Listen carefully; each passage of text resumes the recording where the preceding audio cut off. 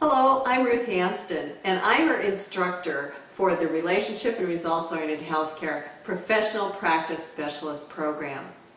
We're going to be doing a series of video clips to discuss each section of the coursework so that you have an opportunity to hear from me in a visual way about what kinds of things we'd like you to focus on.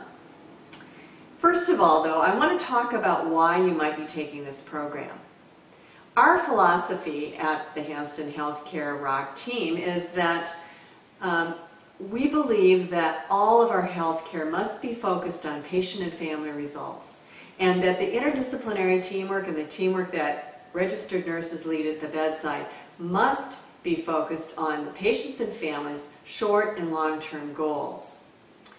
In doing that, then, we have learned, after working with about 170 hospitals and other healthcare organizations nationally, that there are some gaps that might be present in organizations that really prevent them from achieving the very top levels of world-class healthcare. We believe that it's important to look at the point of care, to observe, to evaluate and assess how things are going at the actual interface of registered nurses and other disciplines with the patient and family. So during that course of care, whether it's in home health and ambulatory care or in the ICU and acute care areas, we would like to develop a cadre of internal consultants that can step back, that can adopt the attitude of the blank slate or shoshin, that allows us then to really look at the processes and the strategies that are being used on a daily basis to deliver care, and to think about whether there are different ways that we could change the way that we do care each day. I often ask people when I'm doing a workshop, I ask them to think about how many patients and families they might have contact with in a year. And people often just shake their heads, or they roll their eyes, or they say, oh my gosh, there's too many. But the point I'm making is this.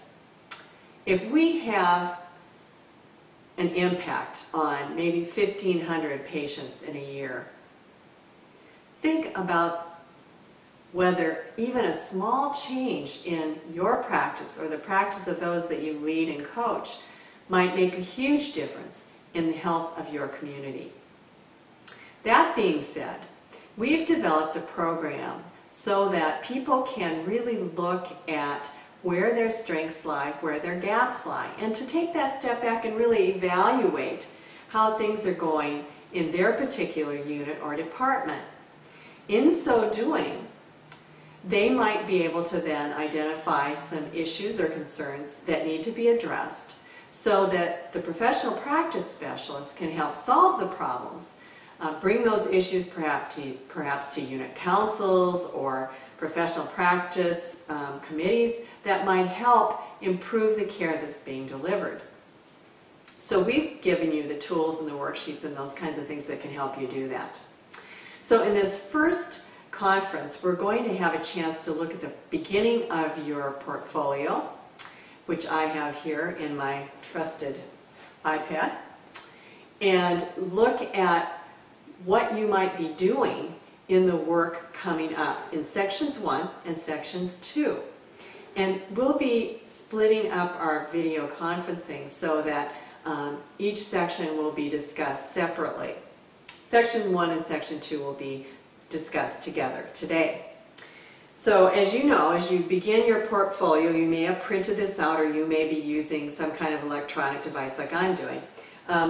We first have, of course, our table of contents with the 9 sections that we've developed, and the contact information, also the textbooks that we would like you to have. We'd like you to have, again, access to the Clinical Delegation Skills book, in this case the 4th edition, and also the Relationship and Results-Oriented Healthcare Planning and Implementation Manual.